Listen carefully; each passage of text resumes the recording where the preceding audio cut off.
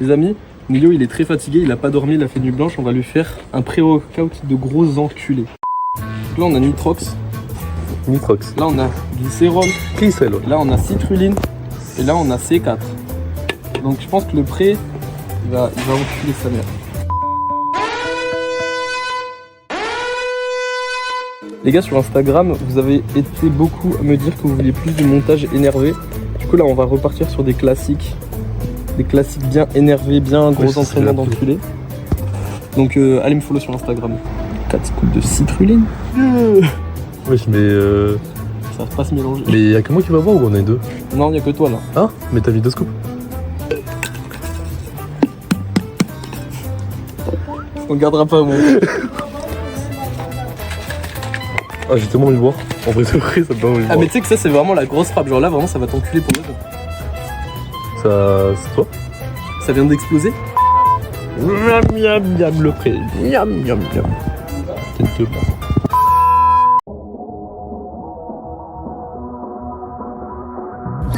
Voilà. Bon là on n'est pas encore comme donc c'est plus la merde mais bon. Non c'est chaud. Allez.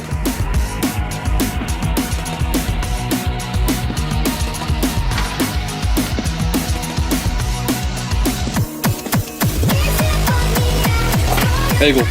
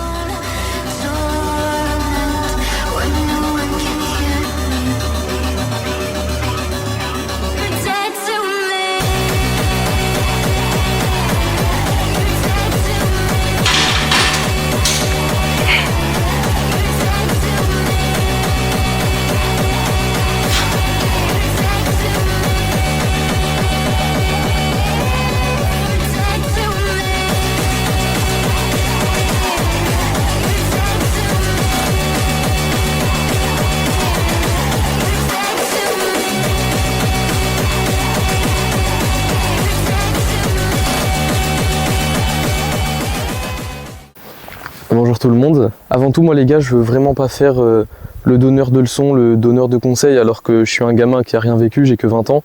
Mais c'est simplement des petites observations que j'ai pu relever du haut de mes petits 20 ans et je voulais vous les partager.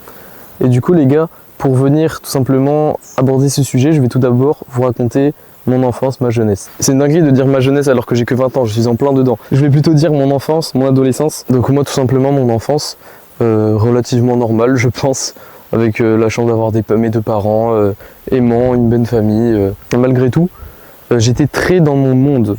C'est-à-dire que j'avais vraiment des préoccupations particulières. Moi j'étais un fou par exemple de dinosaures, de choses comme ça. J'adorais aussi beaucoup les émissions comme C'est pas sorcier, etc. J'étais un peu dans mon coin et en fait je faisais surtout pas attention au regard des autres. En fait j'avais aucune conscience du regard des autres. Et dès le début je me suis toujours senti, c'est la phrase hyper cliché, mais je pense que malgré tout elle est super vraie pour beaucoup d'entre nous. Je pense que beaucoup vont se reconnaître, mais je me suis senti différent. Voilà, la phrase de merde cliché. Et pourquoi je me sentais différent? Tout simplement parce que il y avait plein de préoccupations qu'avaient les autres que je comprenais pas. Et dès ma primaire, ça se sentait un petit peu que je me sentais un peu mis de côté, mis à l'écart, et que moi-même en fait je provoquais cette mise à l'écart. Typiquement j'étais un peu un enfant bizarre qui aimait, je sais pas, quand les autres ils faisaient des grands jeux, genre des éperviers dans la cour. Moi j'aimais bien être tout seul dans mon coin avec un pote un peu chelou comme moi. Et au lieu de jouer avec tout le monde, nous tu vois, on jouait avec des fourmis quoi. Et du coup au collège je vais me sentir souvent un petit peu mal et je vais essayer de trouver ma place de la manière dont je peux. Donc en fait malheureusement ça va pas mal passer par le fait d'attirer l'attention sur moi en faisant le con en cours. Donc moi j'étais un élève assez bon en primaire. Et au collège, je suis assez vite devenu un très mauvais élève dans le bas du panier. Et je suis très vite passé un petit peu au rang de cancre de la classe qui fait beaucoup rire, qui répond au prof et qui fait le con, mais qui en échange à un magnifique 10 de moyenne, voire 9 de moyenne. J'avais du mal un petit peu à me faire des amis et je me rappelle que quand même, mine de rien, 4e, 3e, je commençais à comprendre un petit peu plus les codes sociaux et à réussir un peu plus à me faire des amis. J'étais pas une personne non plus populaire, il y avait des gens qui me jugeaient pas mal, des gens qui me voyaient en bizarre. D'ailleurs un très bon ami à moi qui est devenu ami par la suite, parce que par la suite on est devenus potes sur Overwatch, c'est super drôle. Et il me trouvait vraiment bizarre, il pensait que j'étais un gros trou de balle. Au final j'étais cool, mais c'est vrai que les gens avaient une image de moi qui était quand même assez particulière. Et en fait j'en avais pas conscience parce que j'ai vraiment mis du temps à réaliser les codes sociaux. Typiquement moi au collège, par exemple je m'habillais mais comme une déchetterie. Genre au collège je comprenais pas le concept, je me rappelle, de s'habiller bien. Je me rappelle que mes parents ils me faisaient beaucoup de réflexions parce que je mettais des vieux jogging, des vieux t-shirts, je m'habillais juste pour que ça soit confortable quoi. Et arrivé au lycée en fait, donc déjà il y a eu le confinement et moi pendant le confinement j'ai encore plus eu du mal avec les codes sociaux et je suis vraiment devenu complètement asocial. Moi faut savoir que en seconde, en première j'avais énormément du mal à juste me rendre en cours parce que j'avais une sorte de phobie sociale qui faisait que dès que j'arrivais dans un endroit où il y avait beaucoup de monde, j'avais l'impression que tout le monde me regardait, ça me mettait extrêmement mal. En fait, le moindre contact, juste parler avec les gens, j'avais une énorme pression sur mes épaules qui faisait que par exemple, j'arrivais pas à parler. Enfin, j'arrivais à parler, mais en fait, souvent je bégayais et je parlais très très mal, je disais pas les idées, j'arrivais pas à m'exprimer. Et au lycée, ça a commencé à me faire vraiment beaucoup souffrir. Surtout en première, je me rappelle, c'est assez dur. Des fois, juste je pleurais parce que je me disais que j'étais en train de louper les plus belles années de ma vie et que j'arriverais jamais à me faire des amis, jamais à profiter. Parce que à ce moment-là, au lycée, j'avais vraiment très peu d'amis. Moi, je voulais vraiment avoir des amis, je voulais vraiment être populaire au lycée. Et donc il y avait vraiment des gens populaires, des gens pas populaires, vous connaissez le lycée. Et moi, ça m'a fait vraiment beaucoup souffrir et du coup, je me suis mis en tête qu'il fallait que je rentre dans le moule, que je ressemble aux gens qui étaient populaires. Et donc en fait, j'ai eu du mal à trouver mon identité et dans ces moments-là, je me disais, je veux absolument être comme ça. Alors qu'en fait, moi, c'est cliché, mais je me suis toujours senti différent et c'est pas une mauvaise chose. Et c'était pas en essayant de rentrer dans ce moule social que ça allait me faire du bien. Donc en première, heureusement, j'ai commencé la salle de sport qui m'a complètement sauvé ma confiance en moi. En vraiment quelques mois, ça allait beaucoup mieux, je commençais à réussir à parler aux gens. C'était plus un poids pour moi. Donc j'essaie vraiment de rentrer dans ce moule, ces codes sociaux populaires qui me correspondaient pas du tout. Donc sorti du lycée, c'était un petit peu particulier pour moi et j'ai eu beaucoup de problèmes identitaires. À ce moment-là, j'ai découvert aussi les soirées tech et je trouvais ça très très cool. Mais en fait, tout simplement, le fait de savoir que les boîtes de nuit, par exemple, c'était quelque chose de très populaire, etc., ben en fait, ça me faisait pencher en faveur de ce que j'aimais moins, c'est-à-dire les boîtes de nuit, alors qu'en fait, j'aimais plus la techno. Mais juste, je voulais vraiment être populaire, quoi. C'est bête, mais je voulais vraiment rentrer dans ce moule social qui me correspondait pas. Et heureusement, après, j'ai eu des choses dans ma vie. Moi, en l'occurrence, c'est une personne que j'ai rencontrée.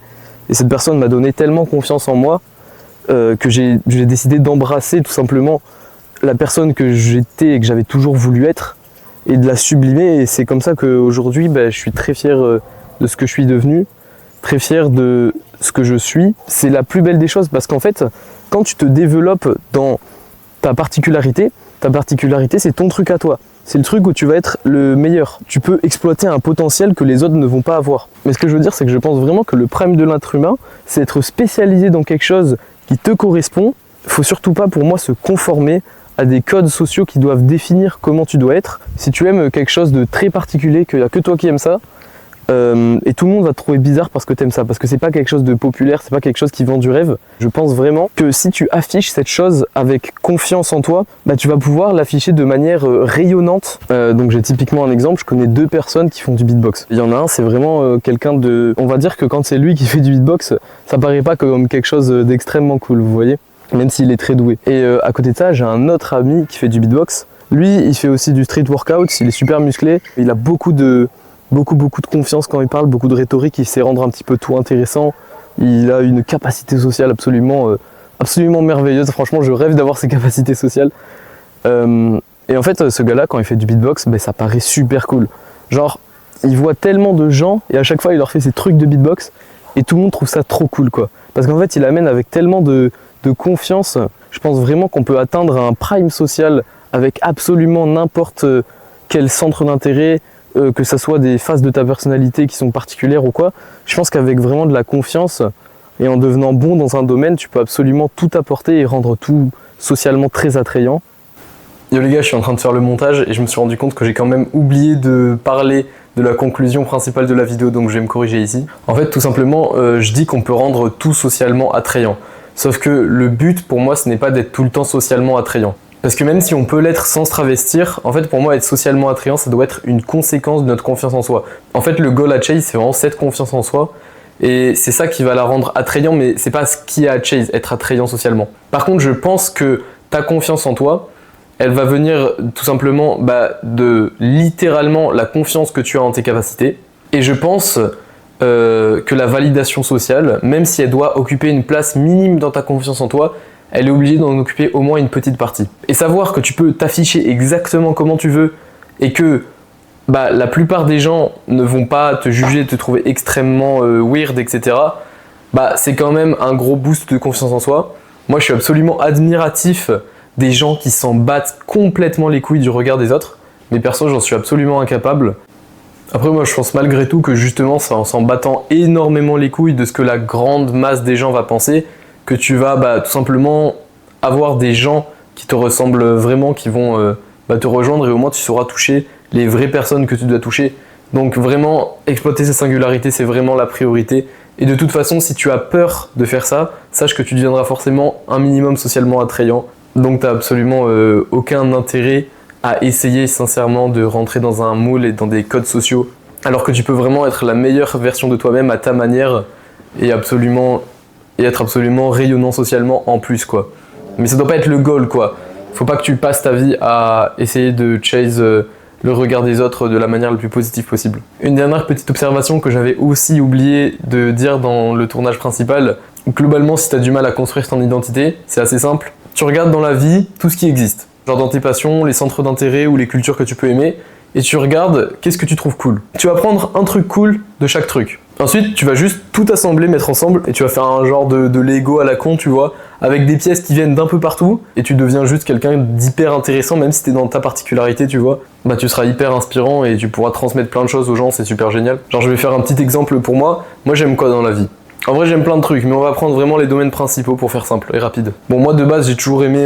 c'est nul, mais de base, j'aimais YouTube, genre les vidéos YouTube, ok. Du coup, maintenant, je fais des vidéos YouTube, tu vois. J'ai découvert la muscu, j'adore la muscu. Bon, je fais des vidéos sur la muscu, tu vois, logique. J'adore la techno et la musique, du coup je mets de la techno et de la musique dans mes vidéos. Donc là déjà, on a une petite base de trucs.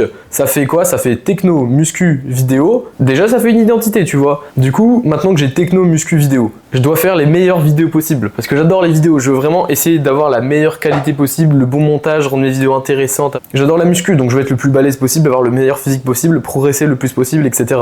J'adore la techno. Bon, c'est un peu plus compliqué parce que la techno c'est très grand, très vague. Je me suis dit quoi ? J'adore la techno, je vais apprendre à mixer, à composer, donc je suis en train d'apprendre. Au final, quand je serai chaud dans tous ces domaines, j'aurai grave confiance en moi dans chacun de ces domaines. Et genre juste, ça m'apportera tellement de bonheur. Et aujourd'hui même, l'apprentissage de tous ces domaines, ça m'apporte tellement de bonheur. Genre moi, je peux vraiment juste rentrer chez moi et je m'ennuie pas. J'ai plein de trucs à faire. Et en plus de ça, ça me donne une identité dans laquelle j'ai confiance parce que je sais ce que je suis, je sais ce que je veux représenter, ce que je veux afficher, parce que je trouve tout ça cool et je veux ressembler à ces trucs cool. Donc je vais me trouver cool et donc j'ai confiance en moi, c'est magnifique. Voilà, je pense que vous avez capté l'idée. À la prochaine les gars, prenez soin de vous et puis je vous fais des bisous.